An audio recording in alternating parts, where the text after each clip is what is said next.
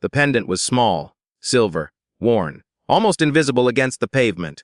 Althea Beaumont nearly stepped on it while leaving her own charity event. If she had taken one more step, the truth would have remained buried. 2 initials were engraved on the back, ER, her mother's initials. The same mother she rarely mentioned, the same neighborhood she rarely returned to, the same bloodline she believed she had outgrown. Hours earlier, she had handed food to 2 boys and moved on. Now she was staring at proof that those boys were connected to the one name she could never erase. The cameras had captured her generosity. They did not capture what she felt when she realized who she had just helped, or how little she had given. Retention question planted. Who were those boys and what had she unknowingly done? Althea Beaumont stood on the glass balcony of her penthouse overlooking Atlanta, the city lights stretching beneath her like a private constellation arranged in her honor. The charity gala had concluded less than an hour ago, and her name was already circulating through financial columns and trending headlines.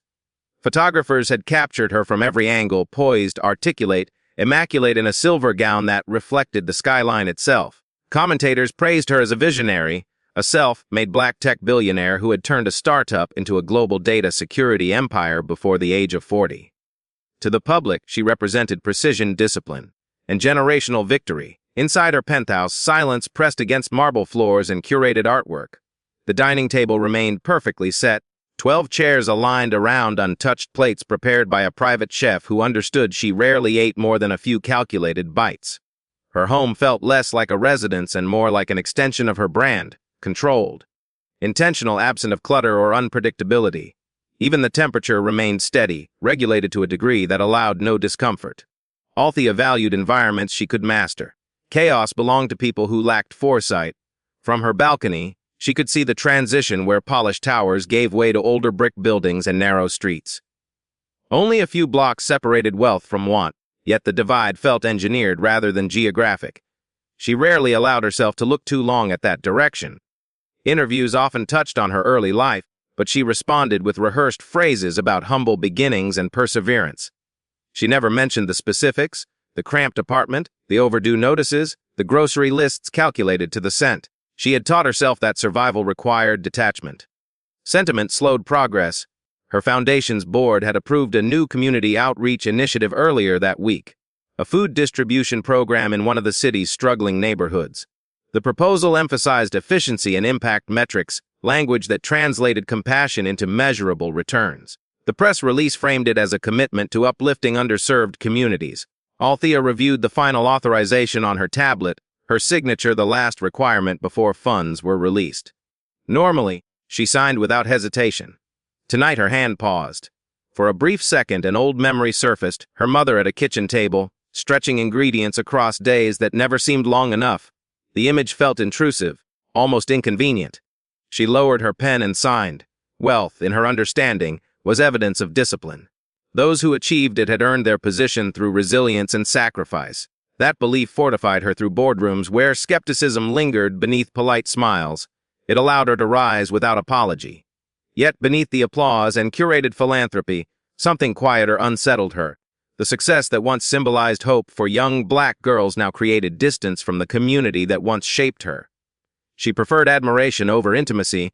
Admiration demanded nothing personal in return. Her communications director suggested she attend the food distribution event in person for stronger visual storytelling. The optics would reinforce her image as engaged and hands-on. Althea agreed, calculating the strategic value.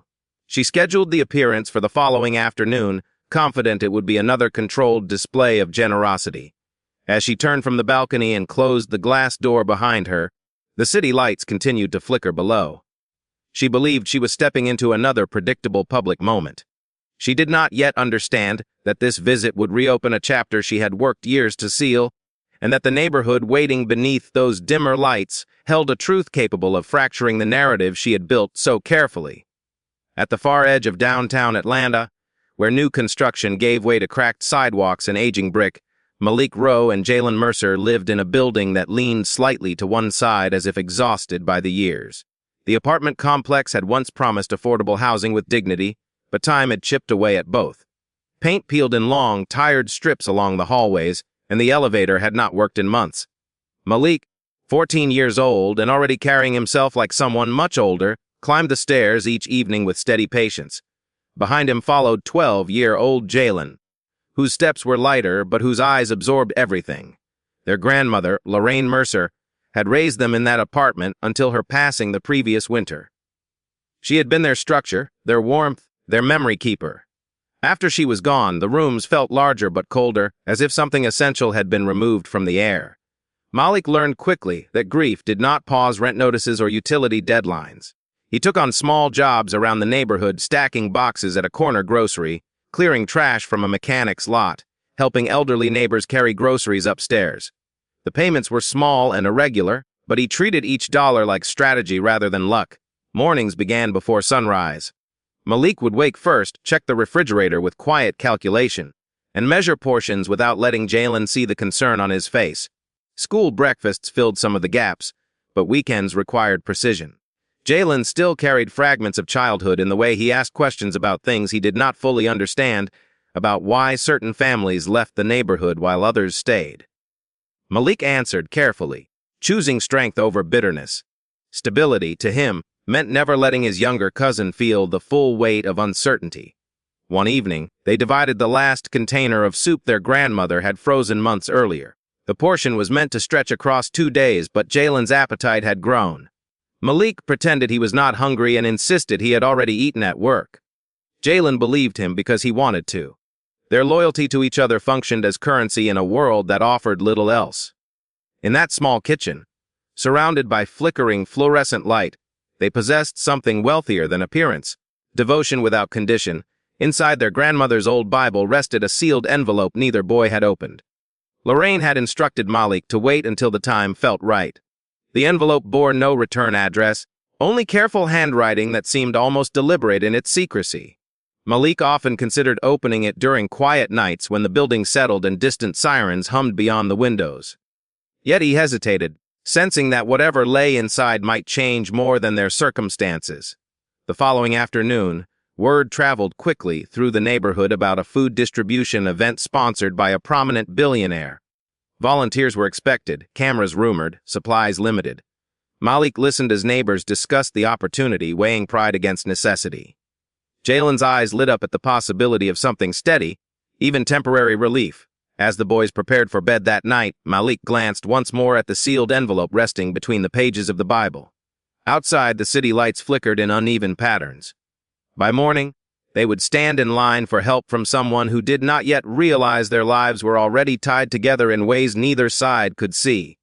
The morning of the food distribution event arrived with polished precision. Black SUVs lined the edge of a cracked sidewalk where faded murals peeled under the late summer heat. Banners bearing the Beaumont Foundation logo fluttered against temporary metal barricades, creating a carefully framed corridor between generosity and observation. Volunteers in matching shirts arranged boxed groceries into symmetrical stacks, while a production crew tested lighting angles and adjusted camera tripods. The neighborhood had not changed overnight, yet for a few hours it appeared curated for consumption. Althea Beaumont stepped out of her vehicle dressed in a tailored ivory suit, composed and deliberate. Applause rose from a small crowd gathered near the entrance to the community center. A local reporter positioned herself close enough to capture candid reactions, though nothing about the moment felt accidental. The foundation's public relations director guided Althea through a sequence of interactions selected in advance. An elderly woman receiving a package, a mother balancing a toddler on her hip, children instructed to stand near the banner for photographs. Each exchange lasted long enough for documentation, short enough to maintain schedule. Strict guidelines governed the distribution. Each household received a limited box containing staple items measured to fit budget projections. The policy was described as sustainable impact rather than excess relief. Althea believed boundaries fostered resilience. Assistance without limits risked dependency. She repeated that reasoning internally as she observed the line stretching around the block. Scarcity, in her view, sharpened ambition. Malik Rose stood near the back with Jalen Mercer at his side. Malik's posture was steady, protective without being obvious. When their turn arrived, a volunteer handed them a modest box, canned vegetables, rice, a small carton of milk, enough for a few days at best. Jalen accepted it with quiet appreciation. Malik nodded, neither smiling nor protesting. There was no visible desperation in his expression, only restraint. That composure unsettled Althea when her gaze met his. For a brief second, The noise of cameras and murmurs receded. Malik's eyes carried something she recognized but could not immediately place, an echo of endurance that felt uncomfortably familiar. He did not appear grateful in the exaggerated way donors often expected. He appeared self-contained, almost assessing. The look lingered long enough to disturb her equilibrium before her assistant gently redirected her toward another photo opportunity. Althea rationalized the unease as projection. Discipline, she reminded herself, had once separated her from similar lines. She had not waited for handouts, she had built her exit. Limiting resources today might inspire the same determination in others. The narrative made sense on paper, yet the image of the boys walking away with their small box felt disproportionate to the applause surrounding her. As the event concluded and the crowd thinned, Jalen adjusted the collar of his worn jacket and unknowingly loosened a thin chain around his neck. A small pendant slipped free and fell onto the pavement, unnoticed amid folding chairs and dismantled banners.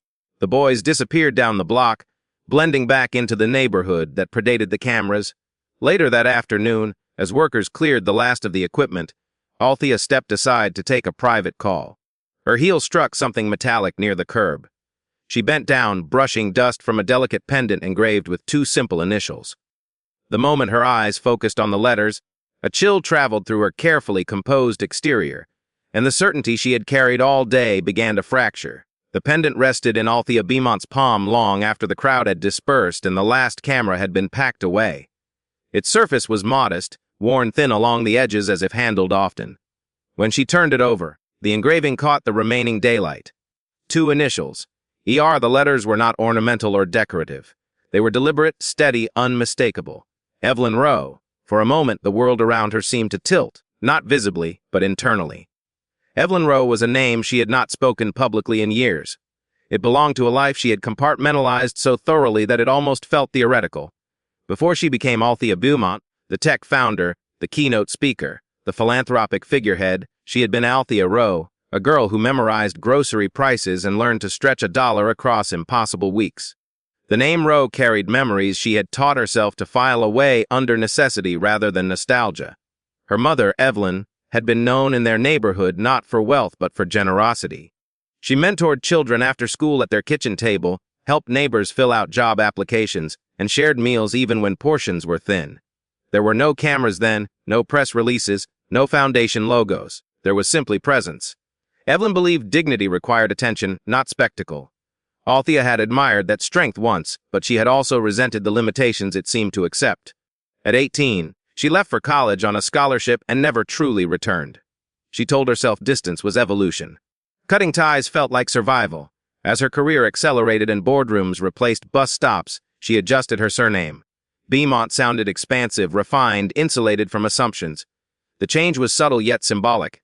It marked the boundary between who she had been and who she intended to become. Interviews occasionally referenced her upbringing, but she controlled the narrative, trimming it of names and faces that might tether her to expectations she no longer wished to carry. Holding the pendant now, she remembered that her mother had one sister, Lorraine Mercer, who lived only a few blocks away. They had once shared childcare responsibilities, shared bills, shared laughter across adjoining balconies. Lorraine's grandchildren would have grown up hearing stories of Evelyn's resilience. The realization formed slowly but with undeniable clarity. The boys at the distribution line, the steady gaze, the quiet composure. Blood did not always announce itself loudly, but it echoed in posture and restraint. A cold recognition settled into her chest. She had offered limited boxes of food, carefully rationed and strategically measured, to children who might carry her mother's legacy in their veins. The irony was sharp. Evelyn had given without calculation. Althea had calculated every ounce. The distinction felt heavier than the pendant itself. Back in her penthouse that evening, she placed the necklace on her desk beside a framed award bearing her adopted surname. The two objects appeared to belong to different worlds. Yet they now demanded reconciliation. If the boys were indeed Lorraine's grandsons, then the divide she had engineered between past and present was thinner than she believed. She contacted a private investigator before she could reconsider. The request was concise: confirm the lineage discreetly and without media awareness. As she ended the call, uncertainty pressed against her carefully structured life. If the connection proved true, it would not simply be a family discovery. It would be a reckoning she could no longer manage through branding or distance. The confirmation arrived within 72 hours, delivered in a secure digital file marked confidential. Althea Beaumont reviewed it alone in her private office, the city skyline visible beyond reinforced glass. The investigator's report was precise, unemotional, structured in facts rather than speculation. Malik Rowe and Jalen Mercer were the sons of Cassandra Rowe, Lorraine Mercer's daughter. Cassandra had been Althea's cousin. The lineage was undeniable. Birth certificates, school records, archived addresses, all aligned with the name Althea had once carried before she reshaped it. A second document within the file unsettled her further. Years earlier, Cassandra had attempted to contact Althea's corporate headquarters repeatedly. There were certified letters logged by the building's mailroom, each marked urgent. The investigator had recovered copies stored in public record archives. The letters referenced financial hardship, medical complications, and a request for reconnection rather than charity. Cassandra had not asked for millions. She had asked for acknowledgement. The timeline ended abruptly with a hospital record indicating her passing after a prolonged illness. Althea requested internal communication logs from that period. Her current executive assistant, meticulous and loyal, appeared unsettled while retrieving archived policies. A former assistant, now long resigned, had maintained strict filtering procedures to protect Althea from distractions labeled personal or non-strategic. Family correspondence had been redirected or archived without escalation. The intention may have been efficiency, but the result was silence. Cassandra's letters had never reached her desk. The realization introduced a new weight, heavier than public scrutiny. Althea had built her empire on vigilance and oversight, yet something essential had slipped past her authority. She prided herself on controlling variables, anticipating risks, shaping outcomes. This oversight exposed a blind spot rooted not in incompetence but in avoidance. She had structured her life to exclude the unpredictable emotional cost of unfinished ties. Meanwhile, in the small apartment at the edge of the city, Malik finally opened the sealed envelope their grandmother had left behind. Inside were photographs carefully preserved between folded paper. One image captured a young Althea Rowe sitting at a worn kitchen table, her expression determined even then. Another showed Evelyn Rowe standing beside Lorraine, both smiling without pretense. Malik studied the features, tracing resemblance between the woman in the photograph and the billionaire he had seen on television. Jalen noticed it too, quietly absorbing the connection. Back in her office, Althea replayed her brief encounter with Malik at the distribution event. The steadiness in his posture, the restraint in his expression, the absence of visible resentment. It mirrored something she recognized from her own adolescence. Jalen's observant gaze carried the same quiet intelligence her mother once praised in her. The familiarity was no longer abstract, it was documented, confirmed, unavoidable. The antagonistic pressure mounted quickly. Public acknowledgement would invite scrutiny. Investors might question her narrative of self-made independence. Media outlets could frame the story as hypocrisy, a billionaire offering limited aid to her own struggling relatives. More unsettling was the internal confrontation. Accepting responsibility meant relinquishing the protective distance she had cultivated for years. As she closed the investigation file, her phone buzzed with a security notification from the building lobby. A young visitor had requested entry, carrying a small item he claimed belonged to her. On the monitor, Althea recognized Malik Rowe standing beneath the towering marble atrium, holding the pendant carefully in his hand, unaware that his presence threatened to unravel more than he intended. Malik Rowe stood in the center of the Beaumont Technologies headquarters lobby, a space designed to impress before anyone spoke a word. Marble floors reflected cascading light from a chandelier engineered to resemble constellations. Digital screens along the walls displayed looping achievements, market expansions, innovation awards, philanthropic milestones. Employees moved with purposeful speed, their tailored suits blending seamlessly into the architecture of ambition. Against that polished backdrop, Malik's worn sneakers and modest jacket seemed almost defiant in their simplicity. Security had hesitated before granting him temporary clearance. His name was not on any official appointment list, and his explanation had been brief. He carried a pendant that belonged to the CEO. Protocol required caution, yet something in his composure prevented dismissal. He did not appear intimidated by the towering ceilings or the quiet scrutiny of passing executives. He stood straight, hand steady, gaze level. Dignity clung to him more firmly than any designer fabric could. When Althea Beaumont entered the private conference suite overlooking the lobby, she paused before stepping inside. Through the glass wall, she could see Malik waiting, framed by the skyline behind him. The resemblance struck her again, sharper now. The line of his jaw, the measured stillness in his posture, Even the way he seemed to observe rather than react all carried traces of Evelyn Rowe. For a moment, the expansive room felt smaller despite its size, as though memory had condensed the air. She instructed her staff to leave them alone. The door closed with a soft, deliberate click. No cameras were present, no foundation banners, no press releases waiting to be drafted. The pendant lay on the table between them, a quiet bridge across years of avoidance. Althea studied Malik carefully, aware that every word and gesture carried weight beyond surface interaction. She had mastered transactional generosity, scholarships, grants, structured initiatives with measurable outcomes. What stood before her now required something less quantifiable. Malik's presence did not convey accusation. It conveyed clarity. He explained that the pendant belonged to his grandmother before it belonged to him, that it had been passed down with stories rather than expectations. There was no request for financial rescue, no rehearsed appeal for support. What unsettled Althea most was the absence of demand. The boys had not come seeking wealth.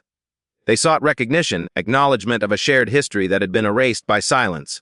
Inside, Althea's internal battle intensified. To treat this as another philanthropic case would preserve order. To accept it as family would disrupt carefully constructed boundaries. Public acknowledgement could trigger media speculation about neglected relatives and filtered letters. Investors might question her narrative of independence. Yet the greater cost loomed internally. Ignoring them now would confirm that distance mattered more than truth. As the meeting concluded, Malik rose with quiet resolve, leaving the pendant behind. He did not appear hopeful or defeated.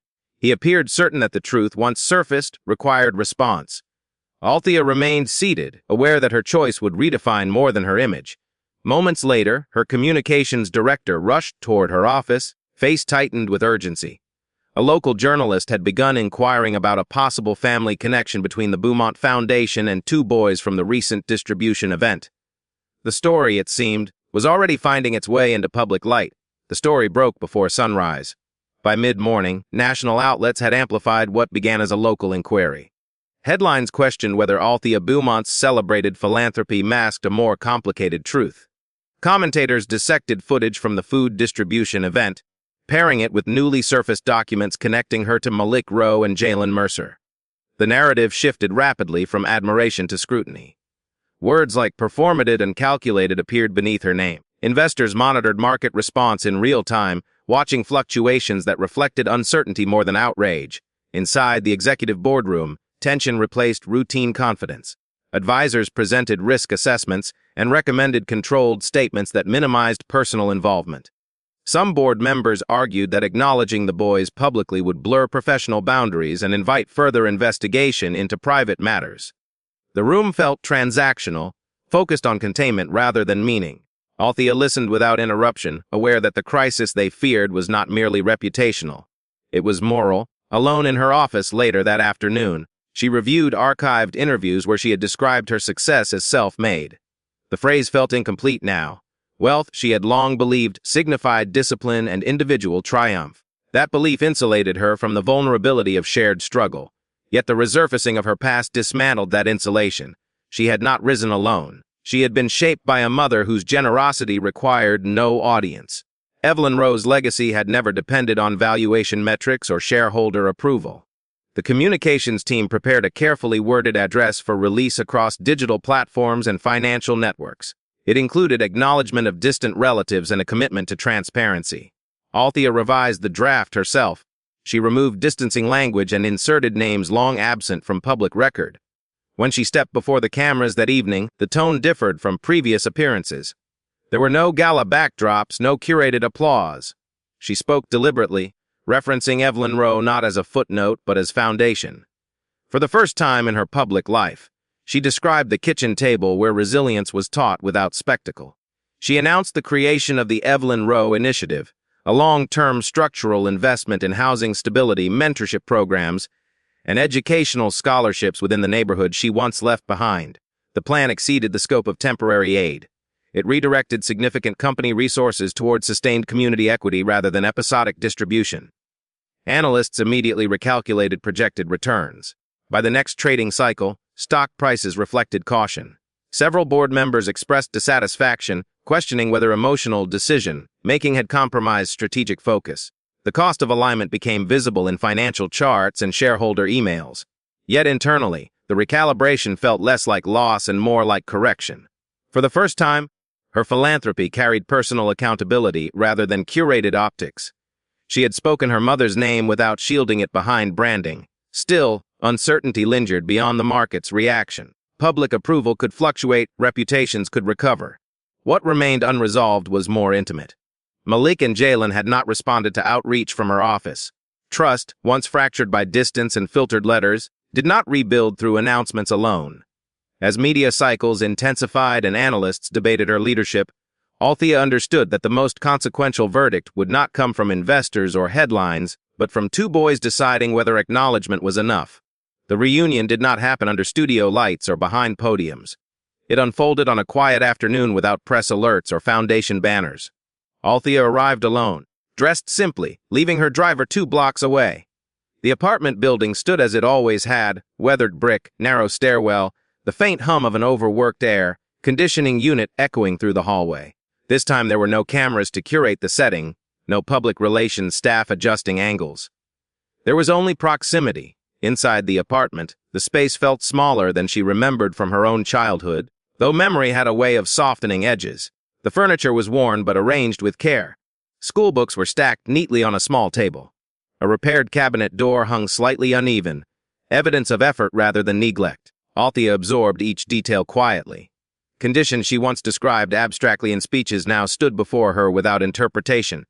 Poverty was no longer a narrative device, it was lived texture. Malik maintained his composure, protective yet receptive. Jalen observed her with cautious curiosity. There was no dramatic confrontation, no accusations. The silence between them carried more weight than raised voices ever could. Althea acknowledged the investigation's findings without defense. She did not present spreadsheets or strategic plans. Instead, she expressed what had taken years to surface recognition. In the weeks that followed, contractors began renovating the apartment complex anonymously through a third-party trust. Leaks were repaired, wiring updated, common spaces restored. The improvements appeared gradual rather than performative. Malik understood the source without it being declared publicly. Alongside renovations, Althea offered structured guardianship support, educational planning, legal stability, mentorship, while respecting Malik's role as primary protector of his cousin. She did not attempt to replace his authority. She supplemented it. The emotional shift was subtle yet profound. Superiority dissolved into humility. Althea listened more than she instructed. She learned the rhythms of their routine, the subjects Jalen excelled in, the quiet ambitions Malik carried for independence. One evening, she brought a framed photograph retrieved from storage, a younger Evelyn Rowe standing between 2 laughing sisters on a sunlit balcony. She placed it carefully on the dresser beside the boy's bed. The gesture required no announcement. It was an offering of continuity rather than charity. Publicly, she amended her name in corporate filings and interviews to Althea Rowe Beaumont. The addition was small but symbolic, an acknowledgement that erasure had never been strength. In the neighborhood, reactions shifted gradually. She was no longer perceived solely as benefactor or distant billionaire. She became something more complex, a returned daughter reconciling ambition with origin. Wealth remained intact. Corporate valuation stabilized over time. Yet innocence, once lost to silence and filtered letters, could not be restored. Cassandra's absence lingered as a quiet reminder of what distance had cost. Redemption did not erase consequence, it reshaped responsibility. Weeks later, Althea stood again on her glass balcony overlooking Atlanta. The skyline had not changed, but her gaze had. The city below no longer appeared divided into sectors of achievement and deficiency. It felt interconnected, layered with stories she had once chosen not to see. As plans formed to expand the Evelyn Rowe initiative nationwide, a question lingered beneath the glow of the skyline. How many other forgotten links were waiting beneath the surface of her empire? And what would it truly require to honor them all? Some stories are not about wealth or success.